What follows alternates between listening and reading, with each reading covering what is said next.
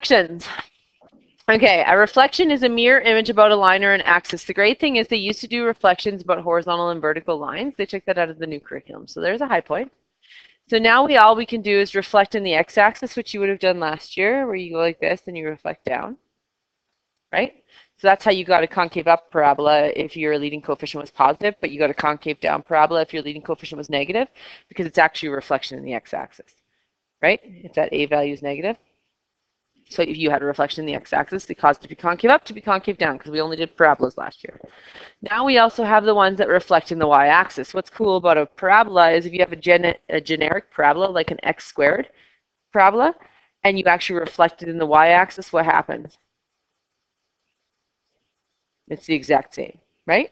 However, if it's been translated to the right or the left and you reflect it, it'll reflect itself into the other quadrant, right? It won't just reflect on the axis. So that's what we're dealing with today. We're dealing with reflections in the y-axis and reflections in the x-axis.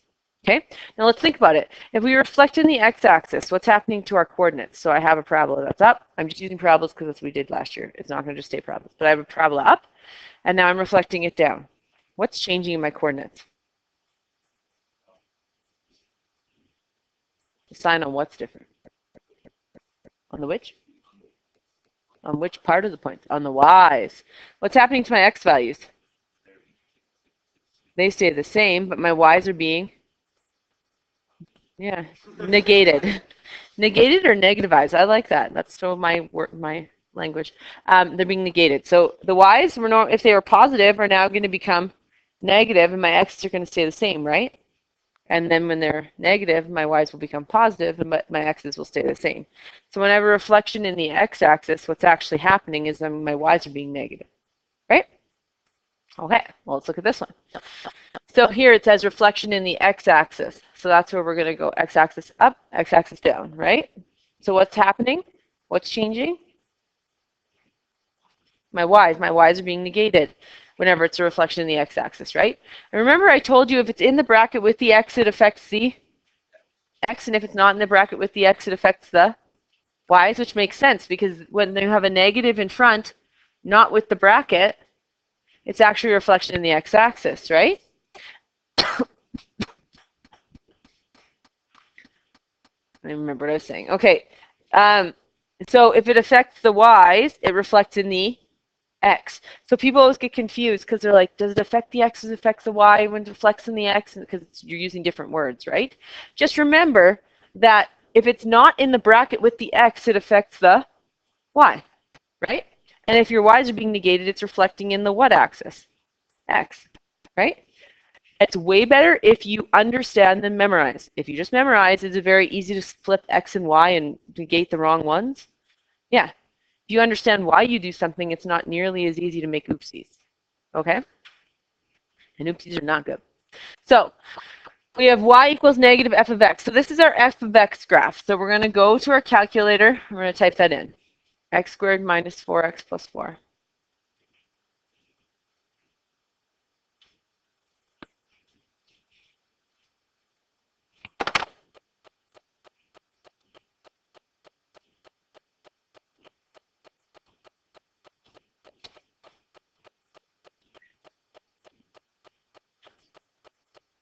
Yeah?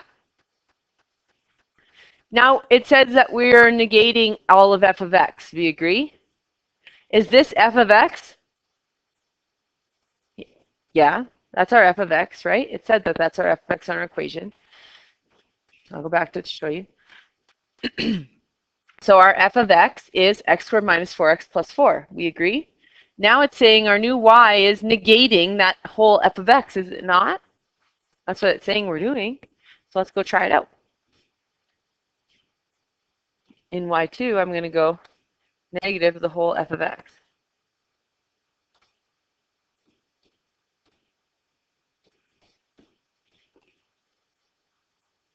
Now, if you don't have these fancy ones where it's colored, if you arrow to the left over here where I have the color, if you hit it once, it'll make a thicker line. Okay, if you go over where I have a color, you have a line. You hit it once, it makes it a thicker line. Then you have one that's a thin line and one that's a thick line. Because what happens is you press graph, right? And it draws them in order. It does. We agree? But then you go to your question and you look back up and now they're both there. Which one was the first one? I don't know. So I always make my second one be thicker so that I can always just look at my graph and I know which one was my first equation and which one's my second equation. Make sense? If you hit it a whole bunch of times, you'll see like keys and all this stuff. Don't ADD on that for the entire class. They're useless. There's like dotted lines and then there's like little keys and you will do this for about 5 minutes and you'll ignore me, which I don't want to happen. So get that out of your system. Check what's all there. Good times. They'll shade. It's great. Okay. Let me press graph. Okay, now I let you do that. Now you have to be back. Okay, so what happened when I negated the whole thing? It flipped it. It's a reflection in the x-axis. We agree? It changed all my y's to negatives. So instead of writing it like this, they could on the answer on the diploma, they could go negative x squared plus 4x minus 4, right? They could distribute that negative through and just color over it. We agree? Okay. So what do we take from that? You can sketch it if you want, but we need to write the equation that represents this. So we're going to get y equals negative x squared minus 4x plus 4, or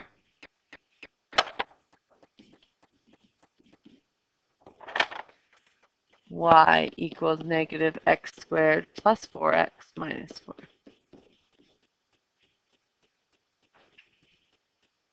We agree? Okay. So essentially, we have this graph. We agree. Invariant points, which is what we're going to talk about next, invariant points are points that do not change. You would have been talking about those last year.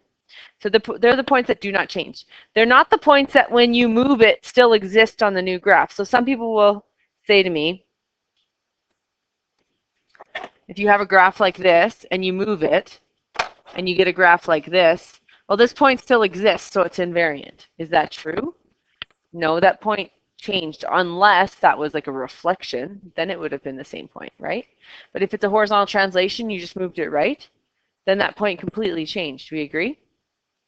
So just looking at the graph, you can't tell for sure if it's invariant. You have to actually see what transformations you did to it. Had you reflected it on that point, then that would be an invariant point. If you translated it to the right or to the left, that would not be an invariant point. Okay? On here, what's our invariant point? Why? Why does it stay the same? 2, 0. Why does it stay the same? What are we doing when we have a reflection in the x? Yeah.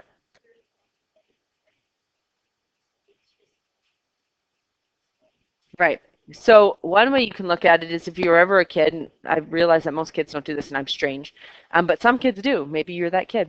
But if you ever, when you were a kid, went up to the mirror with an object and you put the mirror, your object right up to the mirror, reflected it directly in the mirror, but the part that you couldn't see was the point that was on the mirror because it stayed exactly the same. I have one person who's like, yeah, I did that. And the rest of you are like, I have no idea what you're talking about. Anyways, that's where it reflects. That's the line where it reflects on. So where it actually reflects on is going to stay the same, right? But why? What are we doing to every coordinate, mapping-wise? We want to know why, right? So mapping, what's happening in this equation? My x's are staying the same and my y's are being negated. We said that 2, 0 stayed the same. Why would that happen?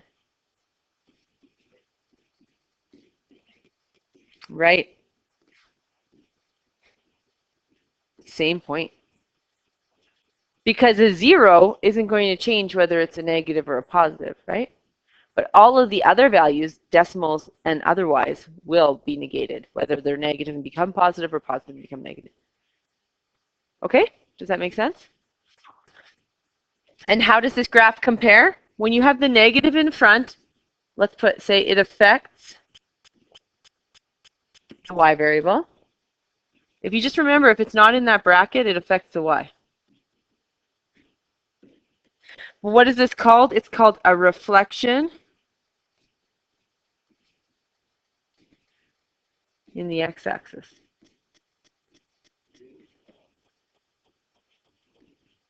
You can put on if it feels better.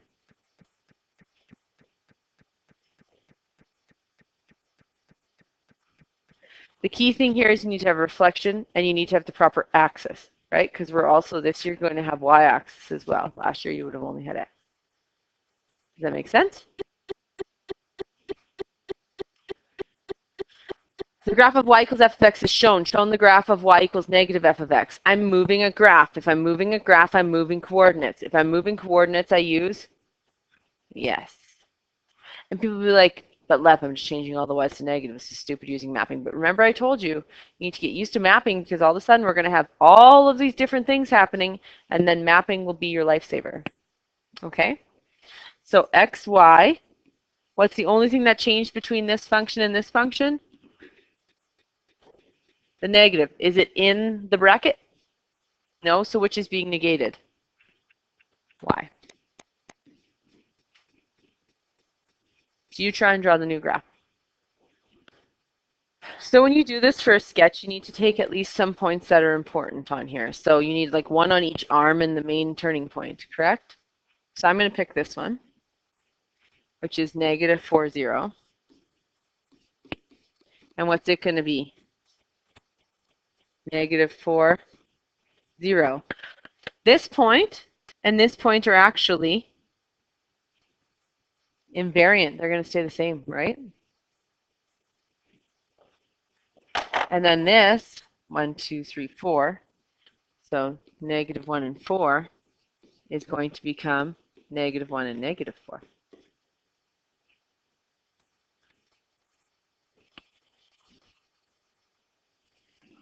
Then I have my new graph. Because I drew the arms longer doesn't mean they're not the same graph. No, this just means they're going to go on forever. Mine just you could visibly see longer, that's all. Right? So the red points are the invariant points.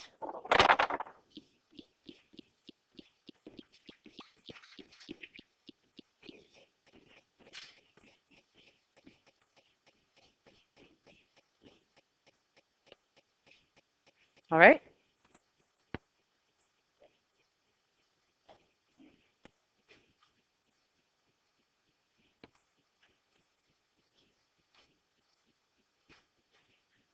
Reflection on the y. What do you think is going to change here? The x values are going to be negativized. So let's go in here for a second. Go to y equals. I'm going to clear out these ones.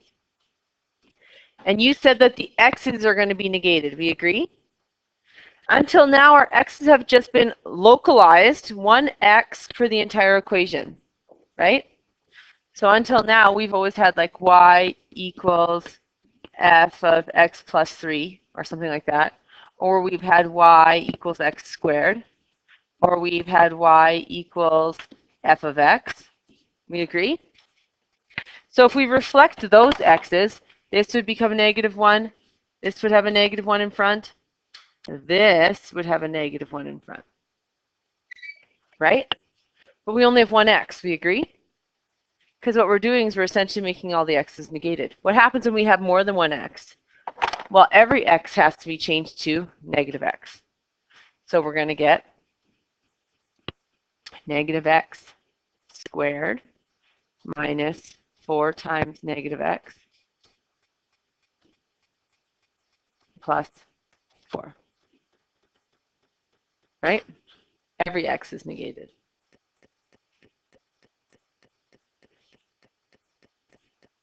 What's it reflected in? The y-axis, right? So every x is negated, not subtracted, negated. Right? How else could I write this equation?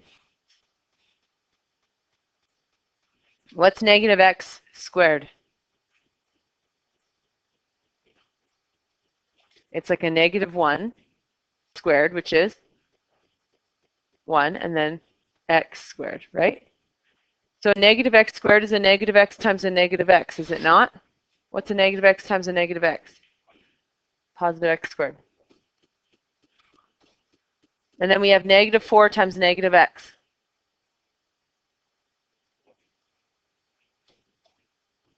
And then, oh, I don't know that, plus 4. Now, my black graph should draw directly over my red graph. It does. Okay? Both those equations are fine. So we need to write an equation so we can go y equals negative x squared minus 4 times negative x plus 4. Or y equals x squared plus 4x plus 4 once we actually deal with the negatives. We agree? How can we pull graphs off of our calculator if we wanted to sketch them? So let's go clear out these ones. Go to y equals to put down your marker. And clear these ones out.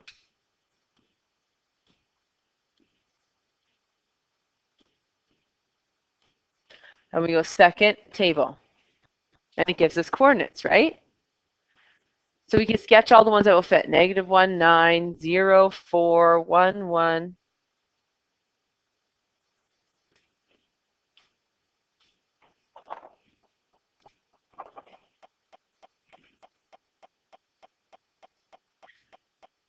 I press second graph for the table. What else is there? 1 and 1, then 2 and 0, 3 and 1, and 4 and 4. Why do I know that? Because it's parabola and they're symmetrical. So we have this.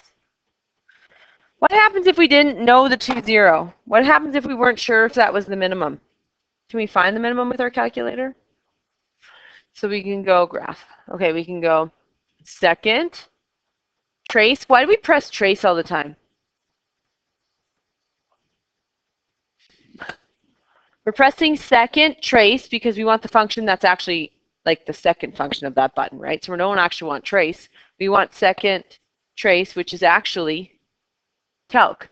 The reason why we're pressing that is because we're calculating a whole bunch of crap. That's why we always press that when they put all the calculating functions into there. So if we want to calculate a 0, or if we want to calculate an intersection point, or if we want to calculate a y-intercept, if we want to calculate a max or a min, or a derivative, or an integral, which is calculus, we're going to go to calc. So we want a minimum, right? Because it's a valley. And the dude, if he walked down the valley, that's the lowest he could go, right? We stuck a dude and he was like, oh, I'm going to walk down here. And then he's still walking. Then he gets down here. That's the minimum he can go unless he's got himself a shovel and he can dig deeper, right? He's at his min. That was like teaching minimum and maximum. And then I had the dude and he was like, hey, I'm going to climb the mountain. Then I'm here and he's like, I'm at my maximum. Oh, wait, I have my friend. Friend, climb down. And then he stands on his back and he's like, now I'm at my maximum. And here's his friend. He's like, no, get off me. No, get off me. Off, not of me. But he's like, I'm the king of the castle. Oh, this is good. It's getting better. I'm the king of the hill. I am, just wait, we gotta link this, at, like that, I'm being hip. My maximum. See? Just so excited, right? I love teaching max and min. I'm sad I don't get to do that anymore. There you go. That's what I do normally. Isn't that awesome? Yeah? Cool. This is a minimum. So we're going to go second calc, because we want to calculate something, the minimum, 3. And then it says we need to be on the left bound of it. Whenever it says left bound, you need to be left bound of whatever the heck you're finding. What are we finding right now? The minimum. We're on the left somewhere. Enter. Now it says right bound. So we need to be on the right side of it somewhere. It's giving us direction. Right here is good enough. And then it says guess. That's its problem. It's not my problem. So I'm going to let it guess. Boom. Now, I want to show you this because it's 1.99999, which we'd round to 2. We agree. And then people will write 2 and 3.9. Okay? I'm going to replicate this in decimal form. It's 3.9, 10 to the negative 12. It's like scientific notation. So it's 0, decimal 1, 2, 3, 4, 5, 6, 7, 8, 9, 10, 11, 12, right? What can we round that to? 0. Okay?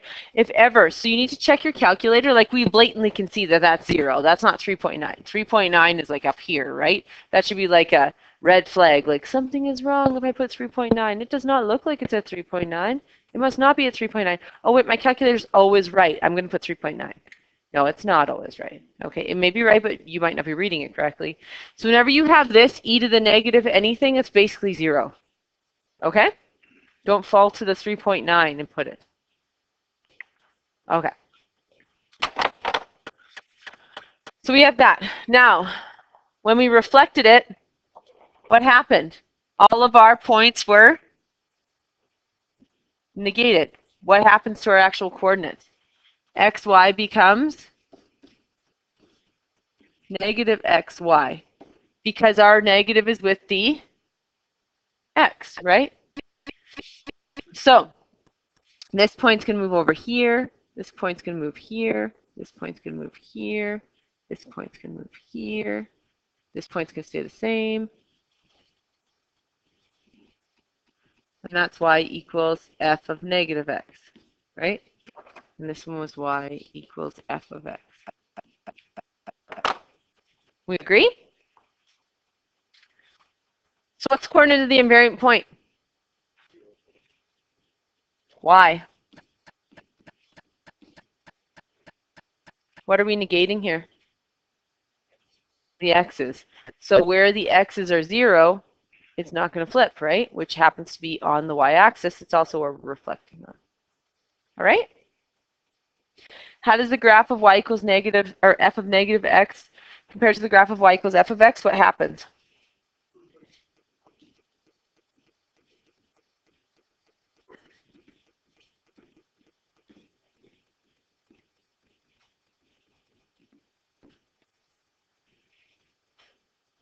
Does that make sense? Why it's, although it's affecting our x's, it's really a reflection in the y? And if you can't remember, think about it. You know it affects the x values because it's with the x. That's blatant, right? Then think about it. Okay, if it's affecting my x's, if I have an x here, it's going to now be over here. If I have an x here, it's now going to be over here. What axis am I rotating around? The y, right? So it is the y-axis when it affects the x. It's always better to understand than to memorize, right? Try this one, but now with f of negative x. So here my mapping xy is going to become negative xy.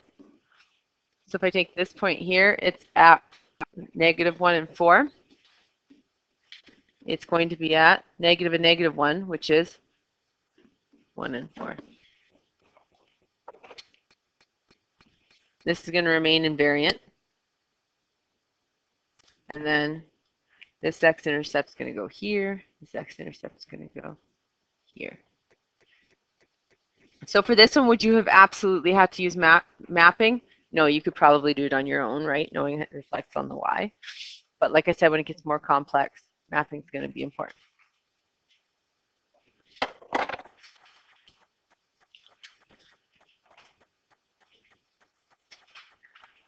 Okay, on this graph, I want you to do A first, which is a what? Reflection in the x-axis, but it affects the, that's what you meant. So your xy's are going to become x negative y, which is actually a reflection on the x-axis. So you're going to do that first. I'll do it in red after. And then this one affects the what? X's.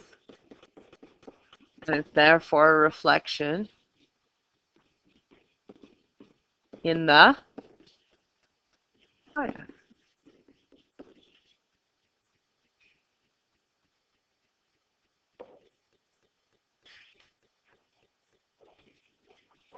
So the red one, all my y's are being negated, so my x-intercepts. This one and this one are the ones that everyone will tell me are invariant, and they'll miss this one because it's not bolded. Is it invariant though as well? Yeah, it's still on that x-axis. Everyone forgets that one. So don't be that. That's common error, okay? If it's not bolded, you guys will miss it. And then this one is at 1, 2, 3, 4, negative 4, and 1, 2, 3, 4, 5, 6. So it's going to be negative 4 and 1, 2, negative 6. Then I do this one.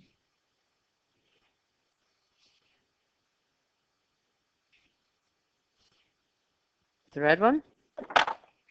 And the green one's reflecting the x, so all my y's stay the same. So this is going to be my invariant. This is going to be 1, 2, 3, 4, 5, 6.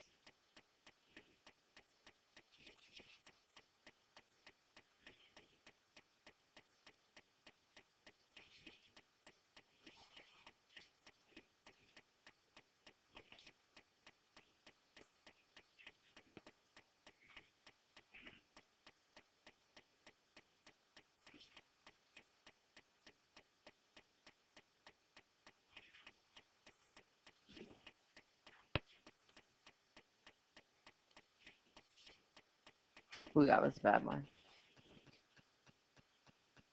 Okay. The graph, example 6, the graph drawn in the thick line is a reflection of the graph drawn in the thin line. Wow, that shouldn't have been that hard. Thin line's original, thick line is new. Write the equation for each graph with a thick line. So we'll say that this one is y equals f of x. What's the thick line going to be? What am I reflecting in?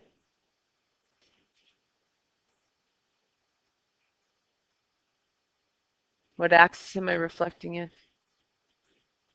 The x-axis, because my invariant is on the x-axis, right? If it reflects in the x-axis, where is it actually located? Is it y equals negative f of x or y equals f of negative x? Reflection in the x-axis.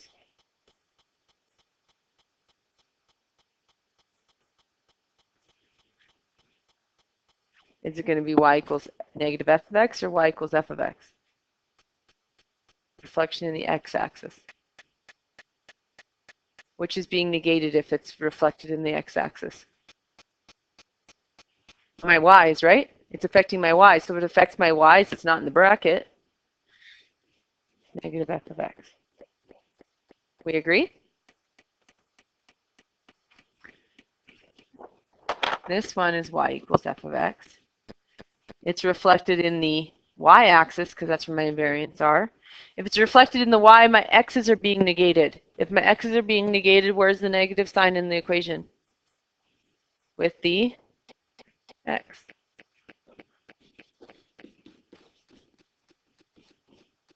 You see how you need to know your stuff backwards and forwards? Because pretty soon we're going to put them together and then you're going to be like, okay, if it's with the x, it affects the y. If it's with the y, it affects the x, and then you're all completely backwards, which isn't true. If it's in the bracket with the x, it affects the x. If it's not in that bracket, it affects the, there, easy. If it's with the x, it affects the x. If it's not, it's with the y. That's it. Always will. It doesn't change. Isn't that great? It's great to know. If it's in that bracket, it only will affect your x variable. If it's outside, it affects your y's. That's you. So write the equation of the image of y equals 10 to the power of x after reflection in the y-axis. If it reflects in the y-axis, what's changing? The x's. So I have a negative x. So it's going to be y equals 10 to the negative x. Y equals square root x after reflection in the x-axis. If it reflects in the x-axis, it's going from here to here to here to here to here to here. So my y's are changing. So it can't be with my x, right? So it's going to be y equals negative root x. Great thing, if they don't have an f in them, if there's no f in the middle, could you not type these both in and see if you actually did it correctly? Yes, you can check. If they have an f in them, could you plug them in and check? No, that's why you need to know your stuff. Up until now, you've always been able to plug your functions in. Not anymore. Okay, don't need you to sketch it. I just want you to write it. Write the equation of y equals negative f of x. So where's this negative being applied to? The whole y, right? So if it's easier for you to think about it, it's being applied to the y, you could apply it to the y. Like you could go negative y equals 6 over x squared plus 3, if that's easier for you to understand, right? And then how would you move it over?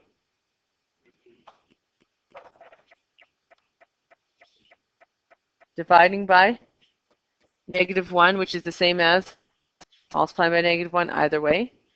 If we divide by negative 1, that looks ridiculous, does it not? So what we could just write is y equals negative this.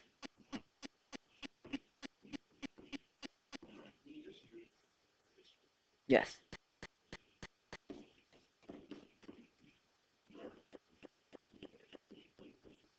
So we do that.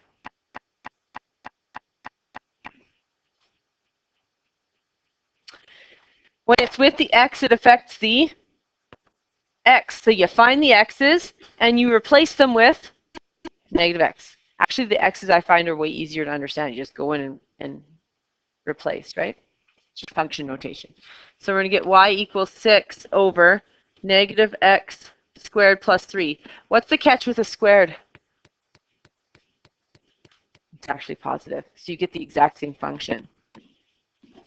So what does that tell us about this function? If when we reflect it, what are we reflecting it in when it's with the x?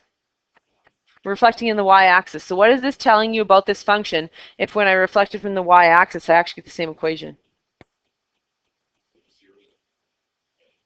Possibly. What does it tell you? If when you reflect it in the y, you actually get the exact same function, what does it tell you?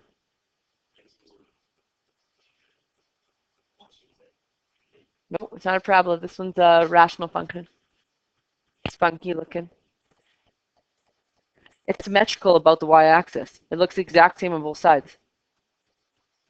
If when it reflects in the y-axis, you get the exact same function, the graph must look the exact same on both sides of that y-axis, so that when I reflect it, it's actually the exact same graph. That's why parabolas always work, if it's just a basic parabola, because it looks the same on both sides. However, if I move it to the right or the left, then I don't have that symmetrical issue, right? I don't have that same deal, okay? So if you get the actual same function when you reflect it in the y-axis, that means it's symmetrical about the y-axis. It looks the same on both sides. If you get the same function when you reflect it about the x, what could that tell you? It's symmetrical about the x-axis. Why does that not happen as much? Because that would be not a function if it was symmetrical about the x-axis, usually. Okay? This one here, the negative would just be put in front of the radical. This one, the x is replaced with that.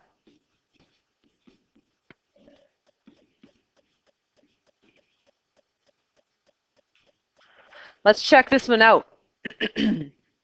Type y equals x minus 2 into your calculator and type y equals negative x minus 2 into your calculator. I got so much going on here on this calculator.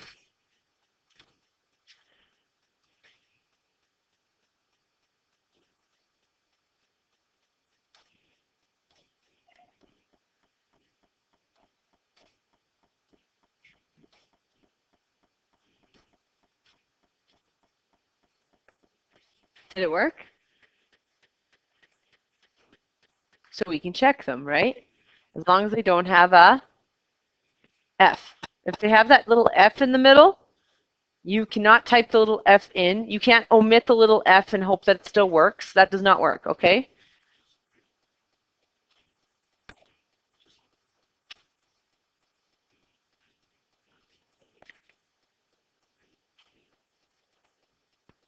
X squared plus 1.